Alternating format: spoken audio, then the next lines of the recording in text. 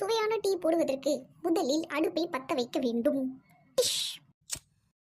ஆஹா ஆஹா, என்ன அருமையா எரியுது. அடுத்து பாலை ஊற்றவும். அப்புறம் ஆசீர்வாதம் பண்ற மாதிரி டீ தூளை கொட்டணும். அவ்வளவுதான், சுவையான டீ ரெடி. சர்க்கரை எல்லாம் நீங்களே போட்டுக்கோங்க, அதெல்லாம் உங்களுக்கே தெரியும் தானே. அம்மா, எங்கம்மா இருக்க? இங்கதான் இருக்கியா?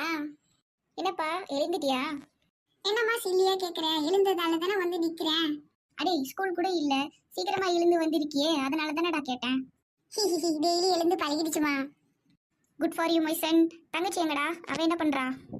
அவ குட்டியா கொரட்டை விட்டு தூங்கிட்டு இருக்காமா. என்னது, கொரட்டை விடுறாளா? ஆமாம்மா, டெய்லி இப்படி தான் பண்றா.